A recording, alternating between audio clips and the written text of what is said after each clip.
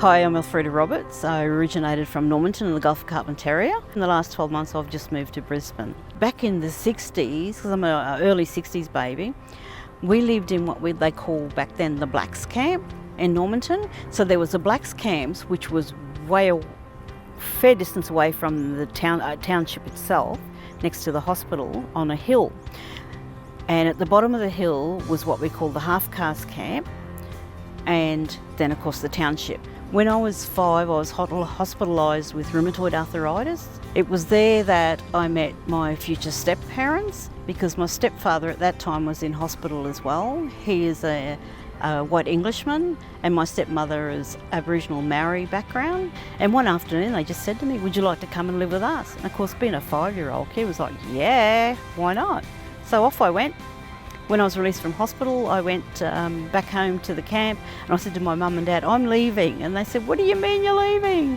I said, "Auntie Lily and Uncle Bill has offered to look after me."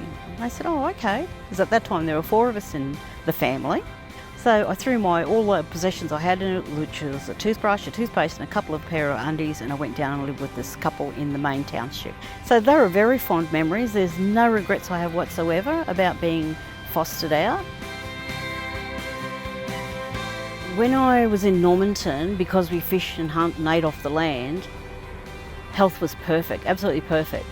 In '82, when I moved to Townsville, and I did a 4-year stint in Rockhampton, I started eating more of the Western food, as in the takeaways, your KFCs, your McDonald's, your Hungry Jacks and that, and not getting that natural off-the-land food like fish, turtle, goanna and all that.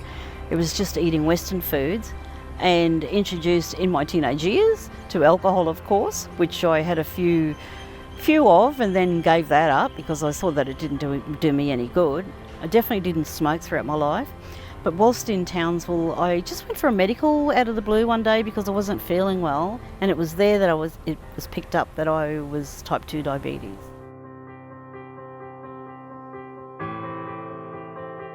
At that time, I didn't know what the hell type 2 diabetes was, so went to a diabetes educator. She explained what it was all about, what I need to do, what I need to eat, exercise.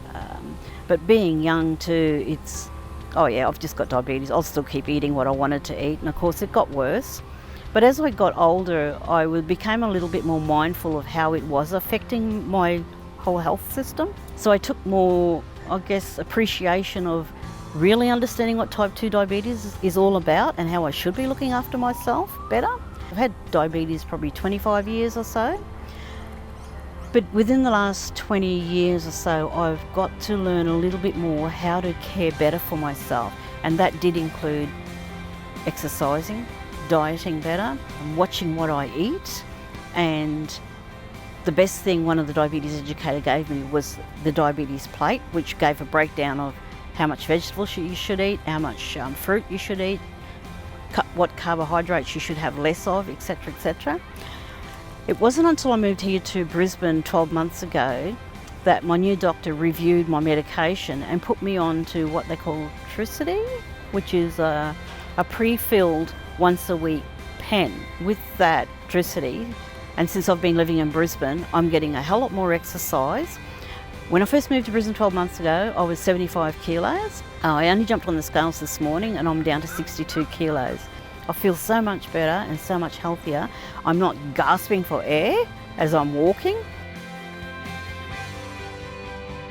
Before we moved to Brisbane 12 months ago, both our sugar levels were always well above 10, sometimes even 14. But since we've been down here, we'll get up in the morning and do our sugar BSL checks, 5, 6.